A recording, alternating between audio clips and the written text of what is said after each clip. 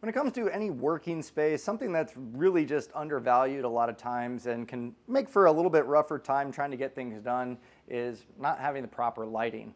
And really when it comes to upgrading lighting on an enclosed trailer like we have today, it's super easy to do and it's going to offer a lot of benefits that you might not have originally with the lights. So today we have the Optronics LED Work Light. And this is a nice slim profile. It's roughly 19 inches by 2 inches. And as far as depth, it is really narrow, which is nice because the lights we have here, they're coming in probably about almost 2 inches, which doesn't seem like a whole lot. But if you have stuff that's stacked up pretty tall, you run the risk of having clearance issues. And really when it comes to any trailer or RV, space is everything. Same goes for weight. This is super lightweight.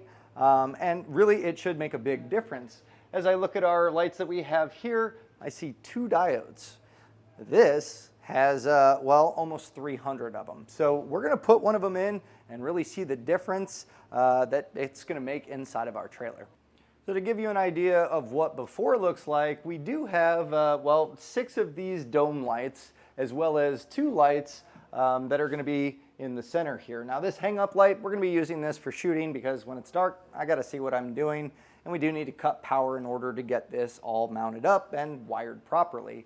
So here's before, nice little ambiance I suppose, and it's enough light to where you can navigate through here. But again, if you are having a side-by-side or a race car or whatever it may be in your enclosed trailer and you're having to work on it, which seems to happen more times than not, that lighting really comes into play, especially when it's a mobile garage on wheels a lot of times. So I'm really curious to see what all of these diodes are going to do.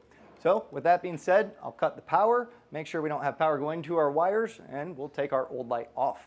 If you have existing lighting, it's going to be super easy. You're really just going to be connecting a ground and a positive. So really all we're going to be doing here is taking down this light. You can see this one has been cracked. It looks like maybe someone tried to over tighten this cap and it shattered. So the light still works just fine, but as I mentioned, it's 2 diodes, so not very bright.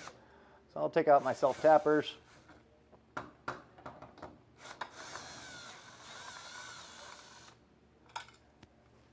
So pretty standard here. You'll have a ground and a power wire. So what I'd recommend doing, if you don't want to have to supply your own ring terminals for that ground, you can cut this and just use butt connectors to attach it. So that's something I will mention.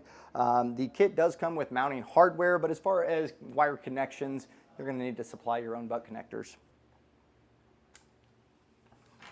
Once cut, we'll just strip back our wires.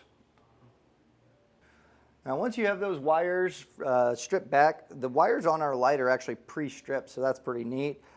As I mentioned, you can use a butt connector, something that I really like if you're not a wiring expert and you want to make it nice and easy. Wago connectors are something you can pick up. These really just snap over, they lock into place, making it super easy to just feed the other connection in, snap that down, and it's ready to go.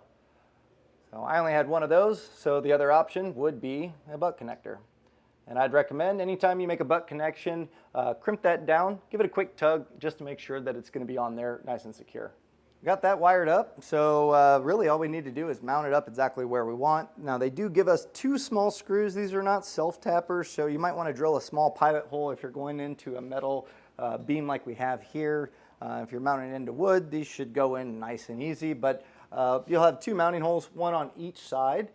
Before I get mine mounted up, I'm going to power it up, make sure it's working, and see the difference.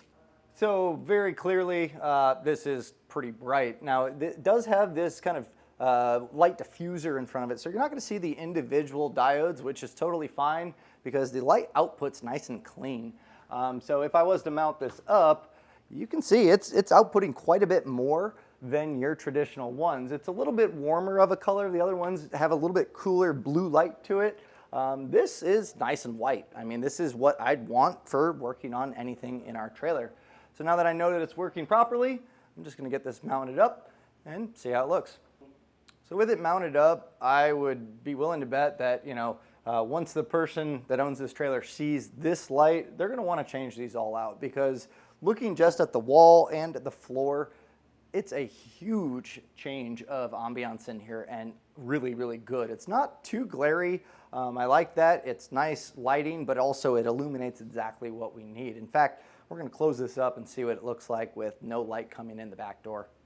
So again, pretty apparent the difference that we're seeing in this light. And again, I think the warm colors work really well in here.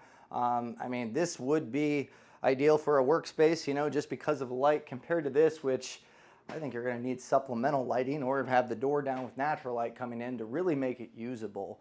So let's get down to the details of the light and talk a little bit more about its features.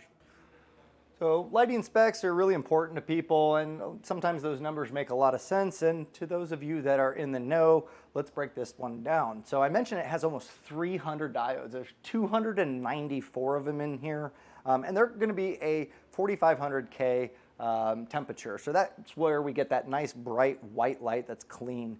As far as raw lumens, it's 1400, and your effective lumens are going to be 949. So overall, really, really good light output. And again, being LED, it's going to be nice and efficient. And speaking of that, voltage, you can run this on anywhere from 12 to 24 volts, and amperage anywhere from 10 to 30. Operating temps include -40 to 149. The lens is polycarbonate and the body is aluminum. So what does that mean for you? Well, not only can you mount it inside your trailer, but with the temperature rating and the IP67 that they have, that's making it to where this can be an outdoor application as well. So, you know, wherever you may need light during your process of towing, or really anywhere, not just a trailer, this Optronics light is going to be a great option for any workspace. And that was a look and installation of the Optronics LED aluminum housing 19-inch work light with low profile. Hopefully this helps you illuminate your trailer or whatever you may be working on. And if this video was helpful in letting you determine if this was the right light for you, let us know. Send us some pictures of your application and how you installed it and what you're doing with it. My name's Brad. Thanks for watching.